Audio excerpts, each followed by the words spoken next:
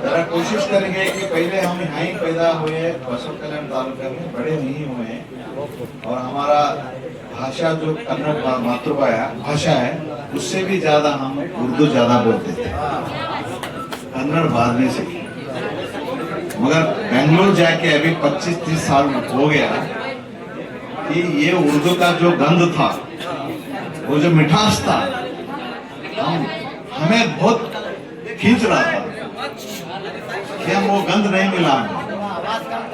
वो जो जुबान था बसव कल्याण का, हैदराबादी जुबान, वो जुबान का जो महक था हमें नहीं मिला।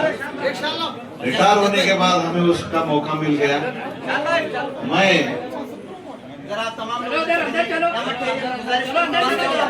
थोड़ा अब इससे पहले हमने हमारे राजा बाग सवार दरगाह का साहब ने हमें बुलाए थे। उनके बड़े जो उनके पिताजी थे, उनके इस पे हमने जाके कुछ बातें कही हैं।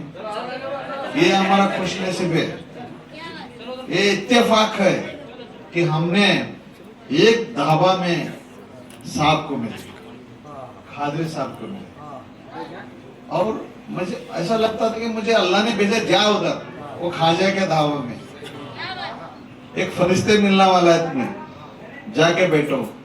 हम देखते थे दूर से कि रोज 1 बजे तक इन्होंने, हम भी 1 बजे तक, तो दोनों का ख्यालात मिलने लगे।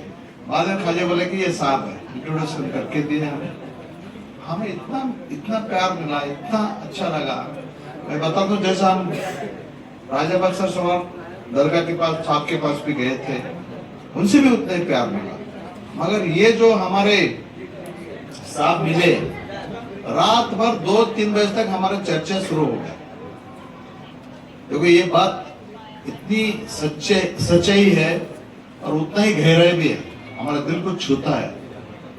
क्योंकि इनका जो सोच था, इनका जो नॉलेज था, उसमें थोड़े 10% हमारे पास भी नॉलेज था। मगर हम सोचे थे, बहुत सारा हमने पढ़े हैं, सूफी संतों के बारे में बहुत पढ़ा हूं मैं। सूफी कितने सिलसिले थे और बड़े सिलसिले कितने थे, सब मिला के कितने सिलसिले हुए, सूफी क्यों हुआ, हजरत पैगंबर के बाद ये सूफी लोगों ने क्या क्या इंसानों का जो सेवा किया है, और सब मजहब गैर मुसलमान का भी सम्मान किए हैं, पता है ना आपको। इसलिए तो इस्लाम इतना जोर से बेधड़क से इंडिया में पहुंचा गया है।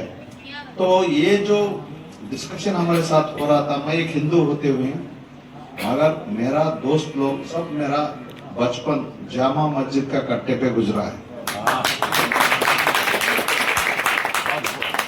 मैं कहाँ भी किसी मंच में भी जाके सीधा बोलता हूँ, किसको डर नहीं डरते हुए, कि हम बड़े हुए हैं 2 गाने सुन के। एक बसवेश्वर का वचन, उल्लावर शिवालय माडोरಯ್ಯ, और एक खवाली भरदे झोली।